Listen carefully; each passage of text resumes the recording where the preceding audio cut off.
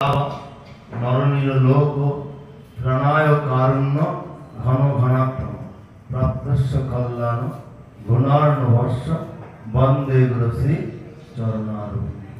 আমরা কার চরণ কমল প্রার্থনা করব, কার চরণ ধ্যান করব, যিনি আমাদের এই সংসার সমুদ্র থেকে উত্তীর্ণ করবার সুযোগ দান করে দিচ্ছেন।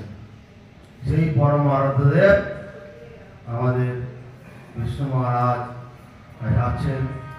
আপনাদের সবাইকে সুন্দর করে 7 দিন ধরে হরিকথা শ্রবণ করাচ্ছে। আমরা অনেক সৌভাগ্যবশত ওনাকে আমরা দর্শন করবার সুযোগ পেয়েছি। আমরা এখানে আমাদের তথাপি জ্ঞানী সনক সনাতন সনন্দ সনকুমার ব্রহ্মা প্রথম জাতুত্ব আর জিজ্ঞাসু ভক্ত যে নৈমিষের ভক্তরা। তো জিজ্ঞাসা না করে নিজের মনে কোনো আবর্জনা পরিষ্কার হয়। আমরা কি জানতে পারলাম, কি বুঝলাম? মহারাজ অপেক্ষা সময় দেবেন শেষের দিকটা পরিজ্ঞাসে যাদের মনে কোনো প্রশ্ন উদয় হয়ে থাকে আপনাদের মনে লিখে রাখুন। হ্যাঁ, একটু 2 মিনিট।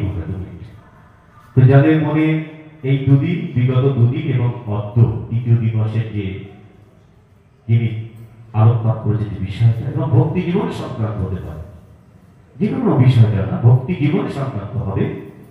যদি কারোর মনে কোনো প্রশ্ন উদয় হয়ে থাকে লিখে রাখুন। মহারাজ স্বাস্থ্যসম্মত উত্তর দেওয়ার চেষ্টা করবে একটু মাত্র, তাতে আমার মনে হয় আমরা জানতে পারবো। অনেকের প্রশ্ন থাকে কিন্তু মনে মনে সাহস পান। আমি বলছি